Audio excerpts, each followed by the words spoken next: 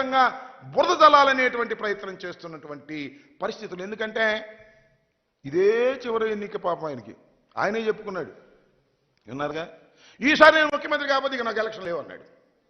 ఈసారి ముఖ్యమంత్రి కాకపోతే ఇక నేను అసెంబ్లీకి రానన్నాడు. అది ఖాయమైపోతుంది. అందువల్ల ఏ విధంగా అయినా సరే సబద్దాలాడి కోట్లు ఖర్చు పెట్టి జగన్మోహన్ రెడ్డి మీద విషం జల్లి ఏదో ఒక విధంగా గెలవాలనే తాపత్రయమే కనపడుతుంది తప్ప ప్రజలకు మేలు చేశాను కాబట్టి గెలవాలనేటువంటి ఆత్మస్థైర్యం లేనటువంటి వ్యక్తిగా ఇవాళ నారా చంద్రబాబు నాయుడు గారు చాలా స్పష్టంగా అర్థమవుతున్నాడనే విషయాన్ని మీ అందరికీ కాస్త చంద్రబాబు నాయుడు గారి ఉపన్యాసాలు కానీ మీటింగులు కానీ అత్యంతం పరిశీలిస్తే చాలా స్పష్టంగా అర్థమవుతుందని కూడా మనవి చేస్తున్నాం.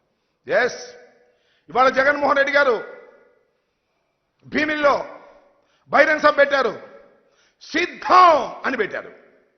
మేము ఎన్నికలకు సిద్ధం, సర్వం సిద్ధం చేసుకున్నాం. మా 175 మంది అభ్యర్థులు సిద్ధం, 25 మంది పార్లమెంటు సభ్యులు సిద్ధం.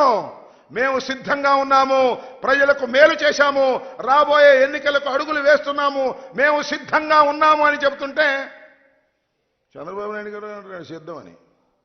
చంద్రబాబు నాయుడు గారే కాదు, ఆయన ఎవరు, పవన్ కళ్యాణ్ గారు, ఆయన కూడా సిద్ధం అంటున్నాడు. దేనికయ్యా సిద్ధం? మీరు నాకు అర్థం కాలేదు. మీ ఇద్దరు కలిసి కూర్చుని మాట్లాడుకుని సీట్లే అనౌన్స్ చేయలేనటువంటి దౌర్భాగ్యమైన పరిస్థితిలో ఉన్నారో, డ్రామా ఆడుతున్నారో తెలియదు నీకు. పవన్ కళ్యాణ్ గారు ఎక్కడ నిలబడతాడో తెలియదు, అనౌన్స్ చేయరు. చంద్రబాబు నాయుడు గారు 1 నిలబడతాడో 2 నిలబడతాడో తెలియదు.